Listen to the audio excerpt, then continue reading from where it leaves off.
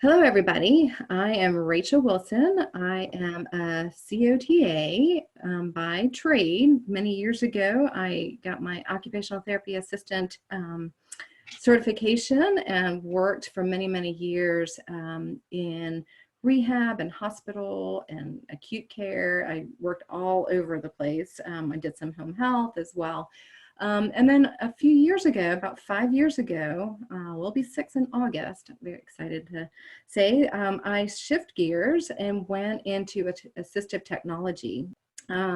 So we are located at Georgia Tech and under the College of Design, and we're also sitting within a group called the Center for Inclusive Design and Innovation. And what that is basically bringing our group, the Tools for Life group, as well as a lot of researchers and those in design together to come up with different assistive technologies that can help people. And so Tools for Life, also just want to give you a little bit more background about Tools for Life. We are a program, like I said, for the state of Georgia. We see all different people of all different ages, all different disabilities, and try to work on finding different solutions to help people live, work, and play in their community of choice. And of course, now we're in a time of COVID-19, which has been really challenging for everybody, let alone somebody with a disability or maybe somebody who is older and maybe living in maybe an assisted living or a nursing home or even in the hospital.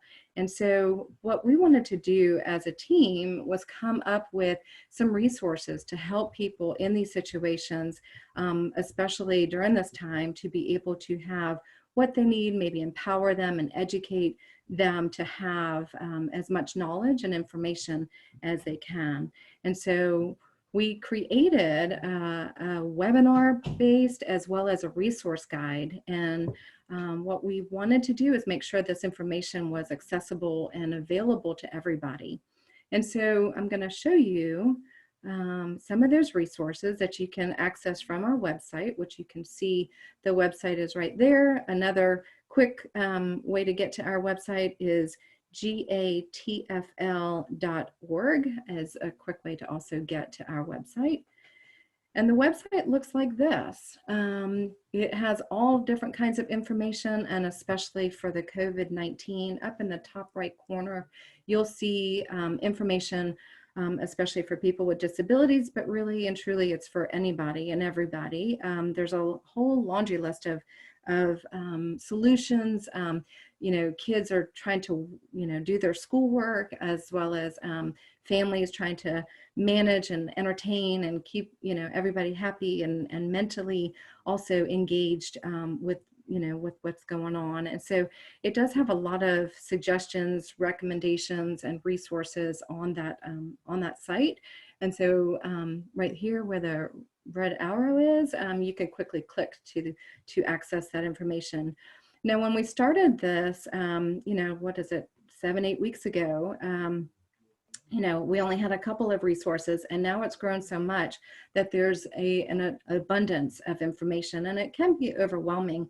So what we're going to do is actually revamp it a little bit and try to make it a little bit easier to access and get to the information a little bit faster, and make sure we vet it a little bit more to make sure it's as current as possible.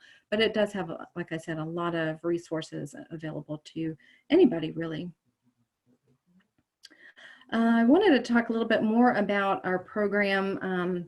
Our Tools for Life program is one for the state of Georgia, but this is where you can find, if you have family or relatives in a different state, this is a place where you can also send people to. It's the at3center.net, and you can locate the state programs for your friends, family, and loved ones, and like I said.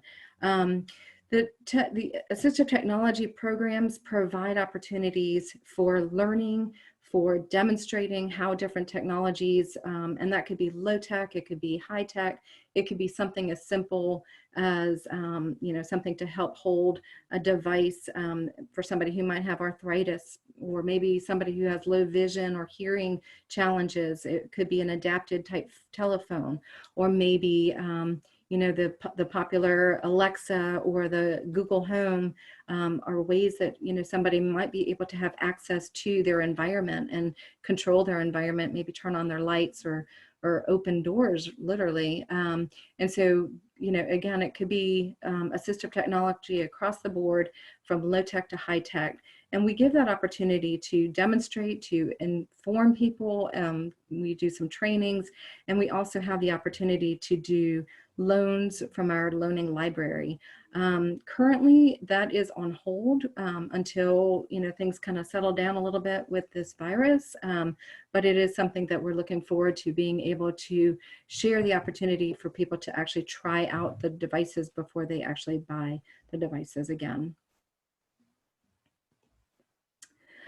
We have a pretty extensive team on Tools for Life. And so we have, we come from all different backgrounds. We have a speech language pathologist, and we have myself, who's from occupational therapy and rehab counseling and so forth. And so, if anybody has any questions or needs, feel free to reach out to us, and we'd be more than happy to find some solutions that would be helpful.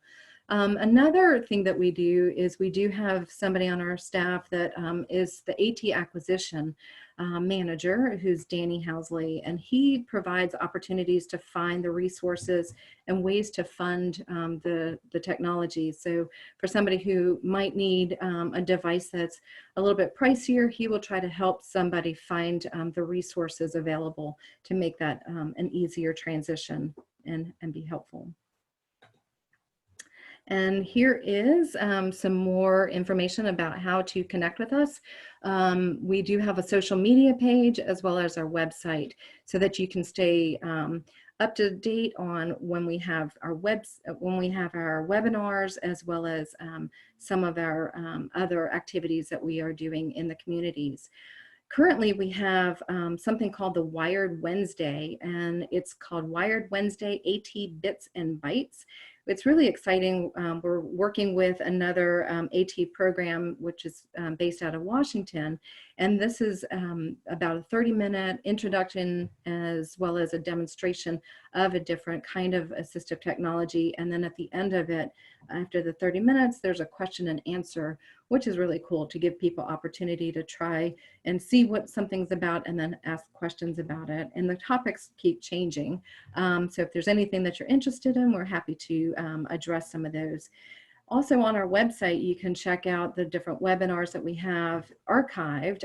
We have some webinars that are dealing with mental health. We have webinars for social connectedness, as well as communication options for when somebody's in the hospital. And we have found that this particular one has been very helpful, especially during this COVID period of time.